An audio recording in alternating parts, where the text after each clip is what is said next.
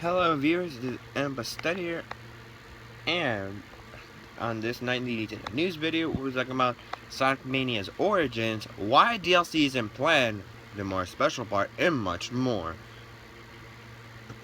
And the reason that DLC is on the works is because Sonic Mania, for me, just for its easy explanation, it's just, the game is dirty. Let me just check it.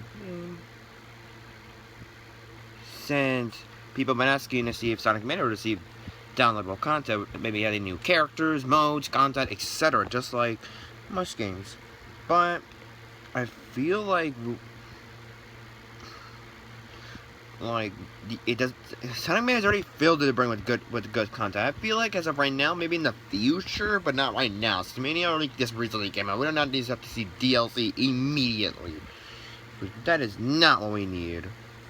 But trust me, there's going to be a lot of reading for me to do, so why not skip the chit-chat, and let's get to the reading of the article. The news article at NintendoEveryday.com starts off with Sonic Mania launched around the world this past week. Right around the release, Japanese site Gamers spoke with series producer Takashi Iizuka from SEGA. Iizuka spoke about how Sonic Mania came to be, that means its origins, why DLC isn't currently in the works, and how the special stages weren't initially planned, plus more. Note, light spoilers follow up towards the very end of the post. So if you don't want to be spoiled, you really don't want to skip the end of the video, to be honest. But, back to the article.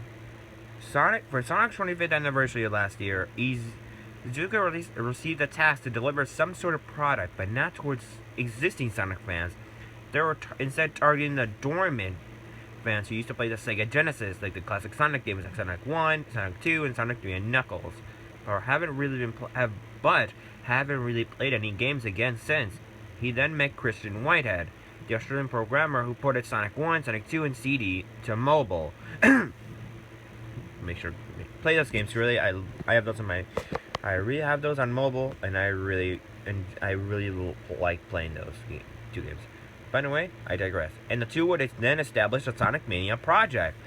They previously talked about just simply importing those games again, but Iizuka thought that fans must have a desire for new surprises for what they loved in the past, rather than simply revisiting things like this. Because that would make more sense. Because it would be apologies here, but it would just been gosh dang stupid just to report Sonic 1, 2, 3, and Knuckles with just nothing new, but that's the exact same game, no new changes. That would just be a waste of it. That'd be the worst Sonic. That'd be the worst Sonic announcement ever. But again, apologies. That is why I decided to rearrange existing stages of Sonic Mania. That's why you see some stages from the old Genesis titles like Flying Battery, Metallic Madness. I think Metallic Madness was in like the CD. I don't know. There's also a lot. There's also oh my god. There's a lot of stages. So I know I saw some of the recent stages, but I forgot it. I'm just getting brain farted. Iizuka previously worked with Sonic Team and other major development companies in Japan, but for Sonic Mania, it's the first time he partnered with a team totally composed of independent Sonic Manias spread across various countries. The new team also had a greater passion to create in comparison to usual companies that set decisions based on a predetermined schedule in meetings, etc. As a result, the team had so many features they still wanted to add, even after the beta version was complete. Thanks to this, Iizuka felt like Sonic Mania players should be able to feel the passion from the creators of the game who are fellow Sonic Manias. Unlike the 3D Sonic games, characters in Sonic Mania do not speak. Since there are only a few places requiring localization, they have been able to bring the game to various countries and more language options. Currently, there's Japanese, English, French, Italian, German, and Spanish support. For a brand new Studiopolis stage is included due to receiving the most requests from the Sonic Mania development team. Iizuka said again that the staff was very enthusiastic about creating more content than requested, such as in character sprites and amount of stages. Iizuka actually considered reducing the amount of stages at one point in order to meet the development schedule. However, in the end, it was decided to put them all of them in the game. Because imagine not seeing some of the stages, like some of the middle stages. Seriously, Sonic Mania would have been too short. And really, we do not have to put a Sonic 3 again. Because Sonic 3 by itself, it just fell short, really. But I digress.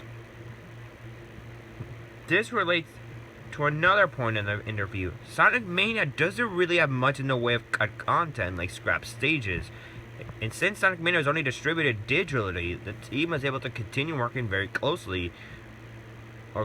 leading up to launch, and essentially put in everything they wanted to. Because of this, there are currently no plans for DLC. While most people would say Green Hill or Chemical Plant, oh, there's a stage I'm trying to remember for earlier in the video, or Chemical Plant for recommended returning stages, Iizuka would recommend Flying Battery because he likes the music and also when the player goes inside and outside the ship. I completely agree with that. He's glad that the stages become more interesting than the original because of the renewals. For the new stage, Iizuka would recommend Mirage Saloon because the stage structure would be different depending on the player characters chosen. So you choose Sonic gets his own version, Tails gets his own version, and Knuckles gets his own version. Really, it's a lot. They put a lot of details into Sonic Mania like that. Like Mirage Saloon always changes depending on which character you use when you play through it. Puyo Puyo gameplay was added because there was a Puyo Puyo game released in the West for the Sega Genesis back then, which was Dr. Robotnik's Mean Beam Machine. The team also wanted to add it for the boss battle in Chemical Plant. So that's why the first boss battle in Chemical Plant, it's something Mean Beam Machine-ish. At first, Iizuka didn't have plans to feature Blue Spear in the special stages. Special stages themselves were planned, but they didn't have any particular direction initially. However, when the time came for the team to start on development, Blue Spears was brought over to Sonic Mania as an experiment of sorts. So that's how the stages ended up in the final game. The team's concept for the story, which focuses on the Phantom Ruby, is that Dr. Eggman's robots called hard-boiled heavies became self-sentient and move on their own will. In addition to that, the team felt they need to continuously connect stages from various eras, returning a new alike, and to fill the plot hole, the Phantom Ruby's mysterious power is added as a key. Finally, for the Sonic Mania project, it was decided that the technological limit would be set at Sega CD, which is higher than Genesis but lower than Saturn. So in creating a Sega CD grade special stage, they would initially make Sega CD polygons, because high polygon models would already be available for Sonic Forces. Phew! That was a long article.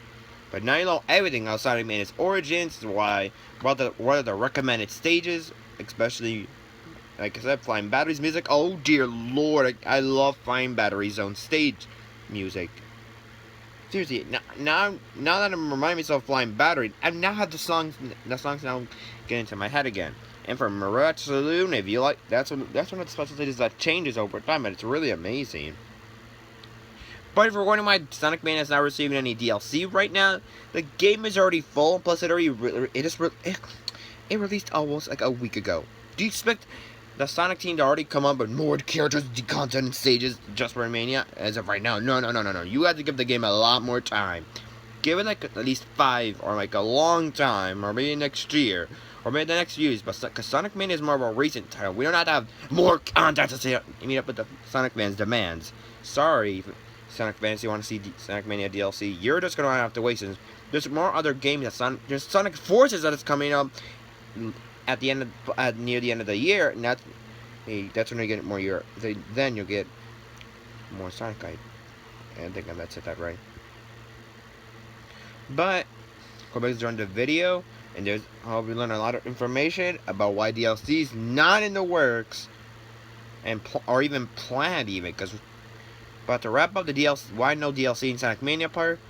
The game just recently released, like what, almost a week ago? Do you expect DLC to come right off the bat as we see more characters like Shadow or even Rouge or even no. You guys are giving the UFC sector. You have to give Mania a long time to be well. released. You can't expect it to be. You can't expect to see DLC next week or even the next few months. No. You have to wait till like the next, maybe next year or maybe in the next 2 years. You gotta give Mania a chance.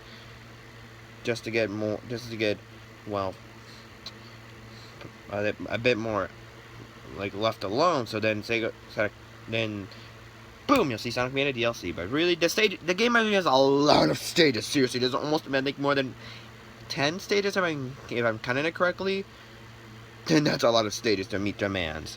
We do not need to see a lot of stages in one game. That's almost a lot.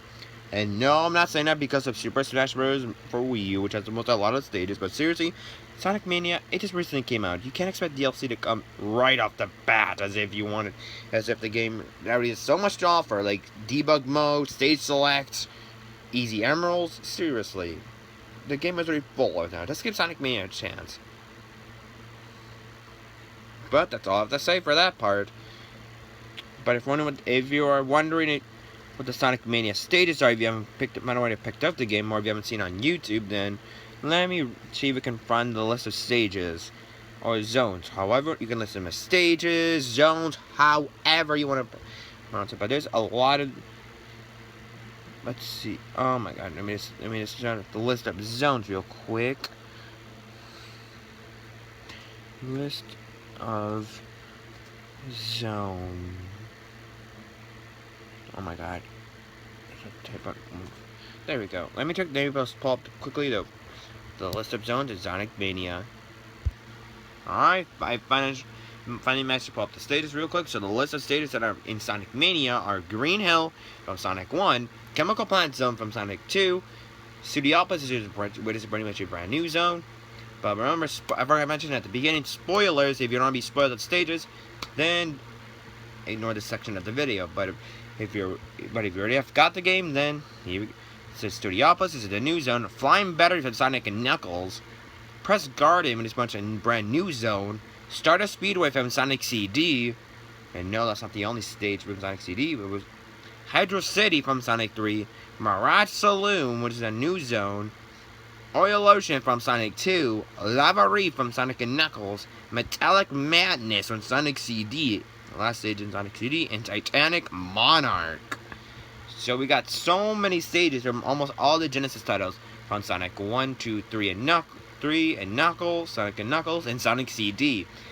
And that's not, I know Sonic CD is not considered a Genesis title since it released on the SEGA CD, but I guess I'll consider it since we have 8 past zones and 4 new zones in general. So there's 1, 2, 3, 4, 5, 6, 7, 8, 9, 10, 11, 12 stages. 13 if you include the Egg Riviere final boss. Oh dear Lord, that's almost 13. Any Sonic Mania players or fans expect to see more stages, maybe like almost one every up to 20? Absolutely not. That's way too much stages, and that's way too tedious for the developers. You gotta give developers their own break sometime. You can't expect to see more maybe more playable characters or a lot more stages, because you're gonna miss out 12 to 13 out of all things. That's a lot. But I digress. Thank you so much for watching. I'll see you guys next time. Take care.